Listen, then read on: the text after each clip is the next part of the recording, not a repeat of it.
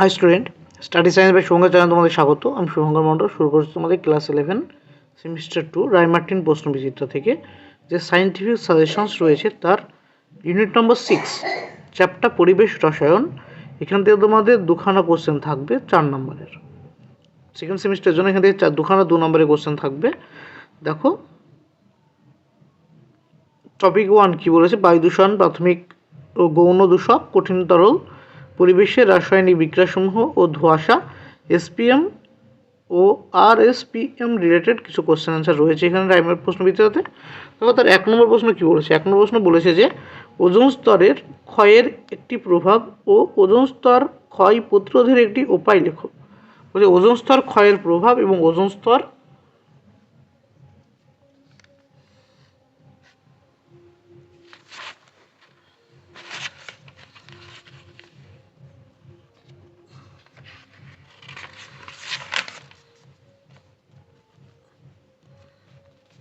Ozone স্তর ক্ষয়ের প্রভাব কি। ওজোন স্তর ক্ষয়ের প্রভাব হচ্ছে কি না, ওজোন স্তর যদি ক্ষয় হয়ে যায় তবে জলবায়ুর ক্ষেত্রে কী প্রভাব পড়বে না, জলবায়ুর ক্ষেত্রে ওজোন স্তর বিলুপ্ত হলে ইউভি রশ্মি সরাসরি ভূপৃষ্ঠে আপতিত হবে, ফলে ভূপৃষ্ঠের উষ্ণতা বৃদ্ধি পাবে, মেরু অঞ্চলে বরফ গলে বরফের তলদেশের জলতলের উচ্চতা বাড়বে। মানুষের ক্ষেত্রে কী কী প্রভাব পড়বে না, অতিবেগুনি রশ্মি মানুষের পক্ষে খুবই ক্ষতিকারক, এর ফলে ত্বকে ক্যান্সার হয় ও চোখে অসময়ে ছানি পড়ে, মানুষের স্বাভাবিক রোগ প্রতিরোধ ক্ষমতা কমে যায়। এছাড়াও এই রশ্মির প্রভাবে আলোক রাসায়নিক বিক্রিয়ার বৃদ্ধি পায়, ফলে ধোঁয়াশা সৃষ্টির প্রবণতা বাড়ে এবং মানুষের শ্বাসকার্যের অসুবিধা হয়। এবার বলেছে এইভাবে আমরা বলেছি, নেক্সট বলেছি দেখো ওজোন স্তরে কী করে আমরা প্রতিরোধ করতে পারবো। ওজোন স্তর প্রতিরোধের উপায় কি, আমাদের রেফ্রিজারেটর বা হিমায়ক রূপে, আমরা হিমায়ক রূপে যেটা ব্যবহার করি, কী ব্যবহার করি, হিমায়ক রূপে সিএফসি এর ব্যবহার কমাতে হবে। সিএফসি এর ব্যবহার বন্ধ করতে হবে। নেক্সট 2 নম্বর কোশ্চেন দেখো, 2 নম্বর কোশ্চেনে কী বলেছে, 2 নম্বর কোশ্চেনে বলেছে যে সিএফসি দ্বারা কিভাবে ওজোন স্তর ক্ষয়প্রাপ্ত হয় তার ক্রিয়াকৌশল রাসায়নিক সমীকরণ সহ লেখো। সিএফসি এটা কি, ক্লোরোফ্লোরোকার্বন। একটি সিএফসির উদাহরণ কি, সিএফসির উদাহরণ হচ্ছে CFCl3 একটা হয়, আর কি হয় CF2Cl2 হয়, এগুলো হচ্ছে সিএফসি। এবার সিএফসি কী করে না, এই সিএফসি গ্যাসগুলো অর্থাৎ CFCl3 নিয়ে অর্থাৎ সূর্যালোকের প্রভাবে এসে ভেঙে যায়, ভেঙে কী করে CFCl2 ডট এবং Cl মুক্তমূলক তৈরি করে, যেটা কি সক্রিয় মুক্তমূলক তৈরি করে। একইভাবে CF2Cl2 কী হয়, নিয়ে প্রভাবে ভেঙে CF2Cl dot plus Cl dot সক্রিয় তৈরি হয়। এই যে সক্রিয় Cl ডট তৈরি হলো, সক্রিয় Cl ডট যেটা তৈরি হলো সেটা ওজনের সাথে বিক্রিয়া করে তৈরি করে কি OCl ডট প্লাস O2। এই যে OCl ডট যেটা তৈরি হলো এটা অন্য একটা ওজন পরমাণুর সাথে যুক্ত হয়ে তৈরি করে কি 2O2 প্লাস Cl ডট। এটা কি এখনও সক্রিয় অবস্থায় রয়েছে, যেহেতু এখনও এটা সক্রিয় অবস্থায় রয়েছে তাই এই Cl ডটটা পরবর্তী ক্ষেত্রে আবার ওজন পরমাণুর সাথে বিক্রিয়া করে ওজনকে ভেঙে দেয়। এইভাবে লক্ষাধিক ওজনকে ভাঙতে পারে কে, Cl ডট।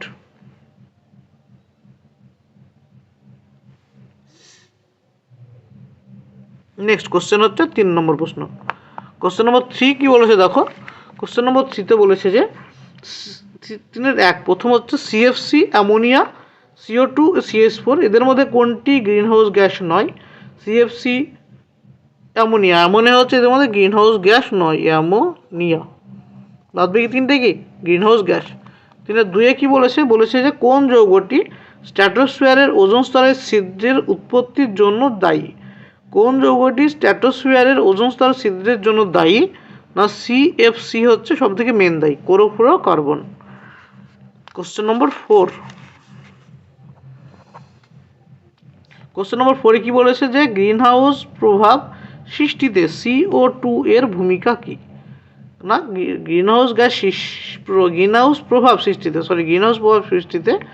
CO2 এর প্রভাব কি। দেখো গ্রিনহাউস গ্যাস সৃষ্টিতে গ্রিনহাউসে CO2 এর প্রভাব হচ্ছে কি না, CO2 এর প্রভাব জানতে চেয়েছে। দেখো CO2 প্রভাব আমি বলে দিচ্ছি, তোমরা দেখে নাও। কোশ্চেনে তোমাদের মানে দেখা যাচ্ছে, দেখো স্ক্রিনে, গ্রিনহাউস গ্যাসগুলির মধ্যে বায়ুমণ্ডলে সবথেকে বেশি পরিমাণে উপস্থিত থাকে CO2। বিকরিত ভূতাপ আটকানোর ক্ষেত্রে CO2 এর ভূমিকা সর্বপ্রধান। গ্রিনহাউস প্রভাব সৃষ্টিতে CO2 এর অবদান প্রায় 50%। বর্তমানে বায়ুতে CO2 এর পরিমাণ ক্রমাগত বেড়ে চলেছে। এর কারণগুলি হলো: 1 নম্বর, জীবাশ্ম জ্বালানির যথেচ্ছ ব্যবহারের যে পরিমাণ CO2 গ্যাস বায়ুতে মুক্ত হচ্ছে তা বিভিন্ন প্রাকৃতিক প্রক্রিয়ায় ব্যয়িত হচ্ছে না। 2 নম্বর, শিল্পক্ষেত্রে বিশেষ করে সিমেন্ট উৎপাদনের ফলে অধিক পরিমাণ CO2 বাতাসে বা বায়ুমণ্ডলে বর্জিত হয়। তারপরে 3 কি বলেছে, উদ্ভিদ সালোকসংশ্লেষ প্রক্রিয়ার জন্য বায়ু থেকে CO2 গ্যাস শোষণ করে, কিন্তু ক্রমাগত অরণ্য নিধনের ফলে উদ্ভিদ দ্বারা CO2 শোষণের পরিমাণও ক্রমশ কমে যাচ্ছে। এই উপরোক্ত কারণগুলি হচ্ছে কি গ্রিনহাউস প্রভাব সৃষ্টিতে CO2 এর ভূমিকা। আর CO2 প্রায় 50% অবদান রাখে। হ্যাঁ, CO2 কত পার্সেন্ট? 50% অবদান রাখে গ্রিনহাউস প্রভাবের জন্য। Question number 5। কোশ্চেন নম্বর 5-এ কি আছে দেখো। কোশ্চেন নম্বর 5-এ বলেছে আলোক রাসায়নিক ধোঁয়াশা কি? আলোক রাসায়নিক ধোঁয়াশা কি এবং এই ধোঁয়াশার দুটি উপাদানের নাম লেখো। কোশ্চেন আছে আলোক রাসায়নিক ধোঁয়াশা কাকে বলে?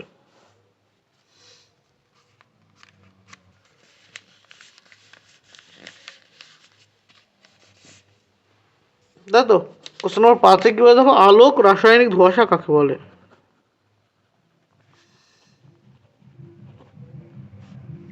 আলোক রাসায়নিক ধোঁয়াশা,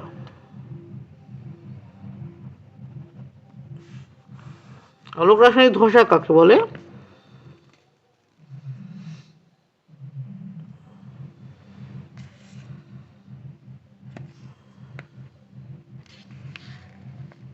না, উজ্জ্বল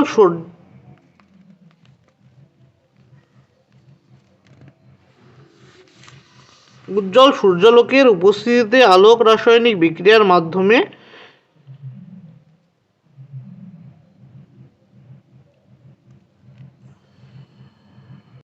ধোঁয়াশা কাকে বলে? বলছে যে উজ্জ্বল সূর্যালোকে NO2, O2 এবং হাইড্রোকার্বন যৌগগুলি পরস্পরের সঙ্গে বিক্রিয়া ঘটিয়ে ওজোন, পারক্সি অ্যাসাইল নাইট্রেট, অ্যালডিহাইড ও কিটোন জাতীয় পদার্থ উৎপন্ন করে। এইসব গ্যাসীয় ও কণা জাতীয় দূষক বায়ুতে একসঙ্গে মিশিয়ে আলোক রাসায়নিক ধোঁয়াশা সৃষ্টি করে। তবে প্রকৃতপক্ষে এটি কোনো ধোঁয়াশা নয়, কারণ এতে ধোঁয়া থাকলেও কুয়াশার অস্তিত্ব নেই। একে বিভিন্ন জারক দ্রব্য উপস্থিত থাকার জন্য একে জারক ধোঁয়াশাও বলা হয়। এই ধোঁয়াশা দুটি উপাদান কি কি হবে না, এই ধোঁয়াশা দুটি উপাদান কি, ওজোন আর কি হবে পারক্সি acyl nitrate, পারক্সি acyl nitrate,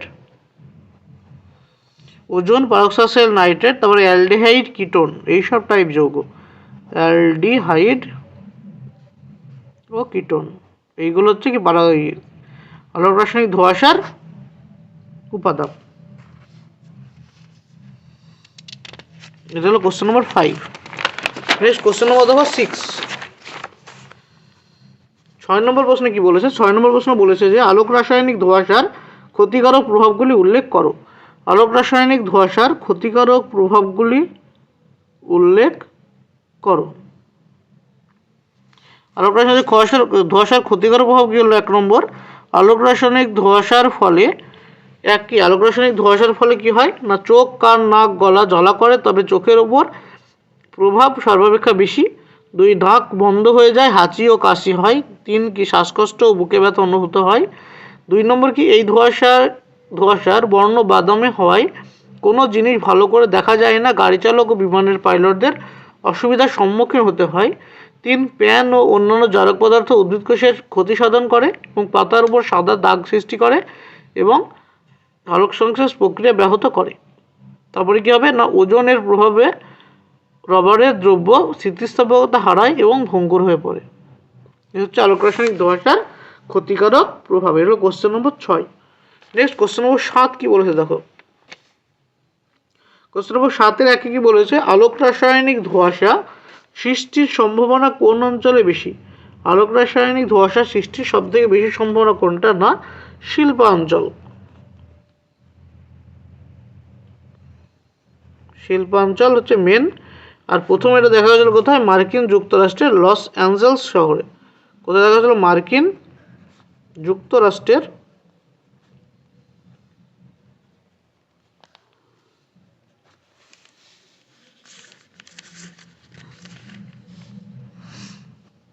Los Angeles শহরে। 2 নম্বর কোশ্চেন কি বলেছে দেখো, বলেছে মোটর গাড়ির নিঃসৃত কোন গ্যাসটি আলোক রাসায়নিক ধোঁয়াশা সৃষ্টির জন্য দায়ী? মোটর গাড়ি থেকে কোন গ্যাস নিঃসৃত হয় যেটা আলোক রাসায়নিক ধোঁয়াশার জন্য দায়ী? হচ্ছে NO2 ও হাইড্রোকার্বন।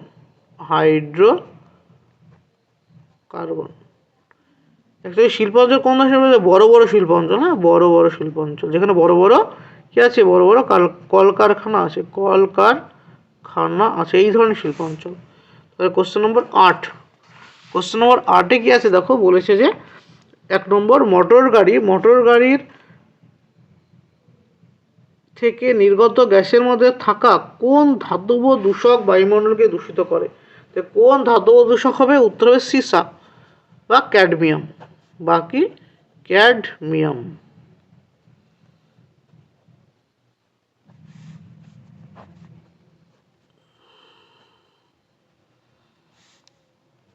2 নম্বর, আর 2 কি বলছে? আলোক রাসায়নিক ধোঁয়াশার মূল উপাদান কি? আলোক রাসায়নিক ধোঁয়াশার মূল উপাদান কি? আলোক রাসায়নিক ধোঁয়াশার মূল উপাদান হচ্ছে NO2, O3, প্যান ইত্যাদি। 9 নম্বর প্রশ্ন। 9 নম্বর প্রশ্নে কি দেওয়া আছে? বলেছে প্যান এর পুরো নাম সংকেত সহ লেখো। প্যান কি জাতীয় যৌগ? প্যানের পুরো নাম কি? প্যানের পুরো নাম হচ্ছে PAN, এর পুরো নাম পারক্সি অ্যাসাইল নাইট্রেট। এটা হচ্ছে প্যানের পুরো নাম, পারক্সি অ্যাসাইল নাইট্রেট। আর বলেছে প্যানের সংকেত, তাই না?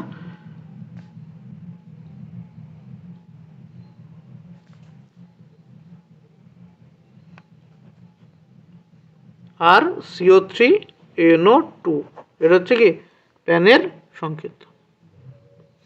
এটাকে ভেঙে লিখলে কি আসবে? না, আর COONO2, এটা হচ্ছে প্যান। এর সাথে কি কোশ্চেন আছে? 9-এরটাই দেখো, বলেছে সংকেত নাম হলো প্যান কি জাতীয় যৌগ? প্যান কি জাতীয় যৌগ? এটি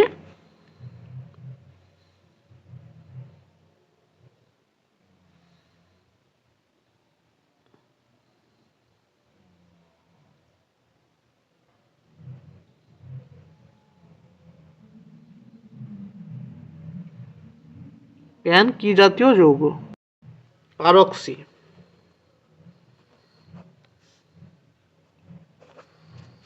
কোশ্চেন নম্বর 10 কি আছে দেখো, 10 বলেছে যে অম্লবৃষ্টি কি? কোশ্চেন 10 বলেছে অম্লবৃষ্টি কি, এর মুখ্য উপাদানগুলি কি কি? অম্লবৃষ্টি কাকে বলে? অম্লবৃষ্টি হচ্ছে স্বাভাবিক বৃষ্টির জল, মৃদু অম্লধর্মী, যার pH 5.6, কারণ এই জলের বায়ুমণ্ডলের উপস্থিত CO2 এর কিছু অংশ দ্রবীভূত অবস্থায় কার্বনিক অ্যাসিড রূপে CO2 প্লাস H2 থেকে H2CO3 থাকে, কিন্তু বৃষ্টির জলে অধিক পরিমাণে অ্যাসিড মিশে থাকলে তাকে অম্লবৃষ্টি বা অ্যাসিড বৃষ্টি বলা হয়। অম্লবৃষ্টির pH এর মান কত হয়? 5.6 থেকে 3.5 হয়। যেটা হচ্ছে অম্লবৃষ্টি কাকে বলে। তো অম্লবৃষ্টির মুখ্য উপাদান কী কী পেলাম আমরা? অম্লবৃষ্টির মুখ্য উপাদান হচ্ছে সালফার ডাইঅক্সাইড। অম্লবৃষ্টির মুখ্য উপাদান হচ্ছে H2SO4, NO3, HCl আর H2CO3। এগুলো হচ্ছে অম্লবৃষ্টির উপাদান। তারপরে কোশ্চেন নম্বর কত? কোশ্চেন নম্বর 11 দেখো। 11 কি বলছে? নাইট্রিক অক্সাইড কিভাবে ওজোন স্তর ধ্বংস করে? 11 নম্বর কোশ্চেনে কি বলেছে? নাইট্রিক অ্যাসিড কিভাবে ওজোন স্তর ধ্বংস করে। দেখো, নাইট্রিক অ্যাসিড ওজোন স্তর ধ্বংস করে। স্ট্র্যাটোস্ফিয়ারে নাইট্রোজেনের অক্সাইড সমুদ্র বৃদ্ধি পেলে ওজোন স্তরের ক্ষতি হয়। অক্সাইড সমূহের মধ্যে অক্সাইড সমূহের অন্যতম উৎস হলো দ্রুতগামী জেট প্লেন। স্ট্র্যাটোস্ফিয়ারের মধ্যে গমনকালে এটির এই ধরনের প্লেন থেকে প্রচুর NO গ্যাস নির্গত হয়। NO এর সঙ্গে ওজনের বিক্রিয়ায় NO2O2 উৎপন্ন হয়। NO2O পরমাণু বা অতিবেগুনি রশ্মির প্রভাবে সৃষ্ট O3 এবং O2 বিয়োজন উৎপন্ন হয়। এর সঙ্গে বিক্রিয়ায় পুনরায় NO তে পরিণত হয়। এর জন্য Na পরমাণু হ্রাস না পেয়ে O3 এর বিয়োজন বারবার হতে পারে। মানে কি বললো, NO কার সাথে বিক্রিয়া করে, ওজনের সাথে বিক্রিয়া করে তৈরি করে কি NO2 প্লাস O2। এই NO2 আবার কার সাথে বিক্রিয়া করে, ওর সাথে বিক্রিয়া করে NO প্লাস O2 তৈরি করে। এই ওটা কোথা থেকে আসে, এটা O3 এর ইউভি এর প্রভাবে বিয়োজিত হয়ে তৈরি হয়। ইউভি এর প্রভাবে যে বিয়োজিত হয়ে ও পরমাণু তৈরি হয়, এই পরমাণুটা কি করে NO2 কে ভেঙে আবার NO তে তৈরি করে দেয়। এটা হচ্ছে কি 11 নম্বর কোশ্চেনের নাইট্রিক অক্সাইড কীভাবে ধ্বংস করে। 12 নম্বর কোশ্চেন দিয়ে আছে কি দেখো, গ্রিনহাউস প্রভাব কাকে বলে, একে কীভাবে নিয়ন্ত্রণ করা যায়। গ্রিনহাউস প্রভাব কাকে বলে না, যে প্রাকৃতিক প্রক্রিয়ায় বায়ুমণ্ডলে উপস্থিত CO2, জলীয় বাষ্প ও অন্যান্য কয়েকটি গ্যাসীয় পদার্থ পৃথিবীপৃষ্ঠ থেকে বিকিরিত তাপকে মহাশূন্যে ফিরে যেতে না দিয়ে ভূপৃষ্ঠ ও তৎসংলগ্ন বায়ুমণ্ডলকে উত্তপ্ত করে রাখে এবং জীবজগতের বেঁচে থাকার অনুকূল পরিবেশের সৃষ্টি করে, তাকে গ্রিনহাউস প্রভাব বলা হয়। তারপর বলেছি কি গ্রিনহাউস প্রভাব এটাকে কি করে নিয়ন্ত্রণ করা যাবে না, অত্যাধিক পরিমাণে গাছ লাগাতে হবে। 1 নম্বর পয়েন্ট কি হবে, অত্যাধিক পরিমাণে কি করতে হবে, অত্যাধিক পরিমাণে গাছ লাগাতে হবে। 2 নম্বর কি, জীবাশ্ম জ্বালানির ব্যবহার কমাতে হবে।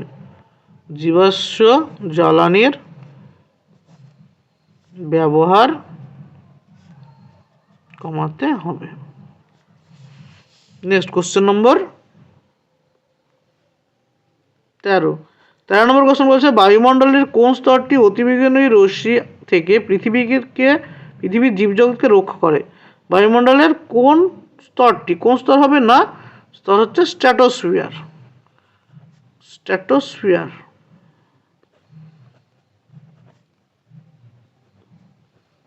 বা যেটাকে কি বলা হয়, ওজোন স্তর বলা হয়, ওজোন স্তর।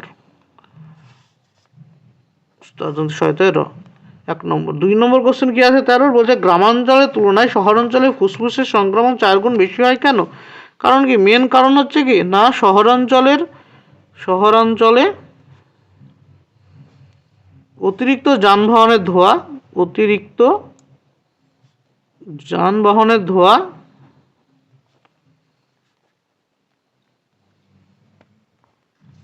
কলকারখানার ধোঁয়া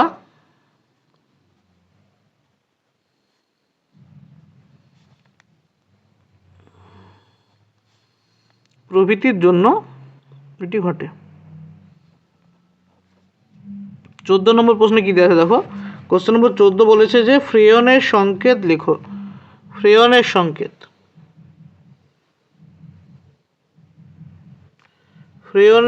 কি, ফ্রেয়নকে অ্যাকচুয়ালি CFC কে ফ্রেয়ন বলে। তো ফ্রেয়নগুলো কি কি হবে না, CFC11। CFC11 এর সংকেত হচ্ছে CFCl3। CFC12 একে বলা হয় CF2Cl2। আর কি কি ফ্রেয়ন আছে না, ফ্রেয়ন আছে CCl3, CF3, আর আছে CH3, CCl2F। এইগুলো হচ্ছে ফ্রেয়নের সব উদাহরণ।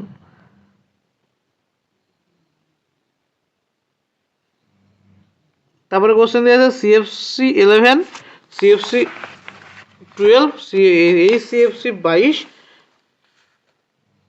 এবং SO2, এদের মধ্যে কোনটি গ্লোবাল ওয়ার্মিংয়ের জন্য দায়ী। এদের মধ্যে গ্লোবাল ওয়ার্মিংয়ের জন্য দায়ী কোন গ্যাসটি হবে না, এদের জন্য গ্লোবাল ওয়ার্মিংয়ের জন্য দায়ী হবে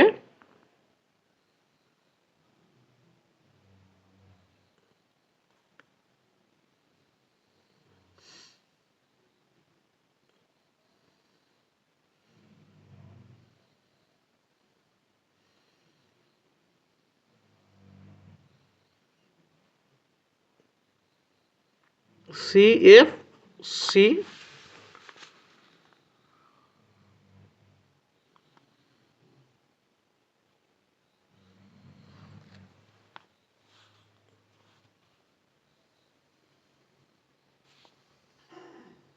CFC 11।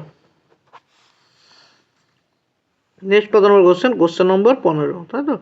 কোশ্চেন নম্বর 15 কী বলেছে দেখো, বলেছে অম্ল বৃষ্টির, কোশ্চেন নম্বর 15তে বলেছে যে অম্ল বৃষ্টি, হ্যাঁ অম্ল বৃষ্টির ক্ষতিকর প্রভাবগুলি কী কী। অম্ল বৃষ্টির ক্ষতিকারক প্রভাবগুলি কী কী হবে।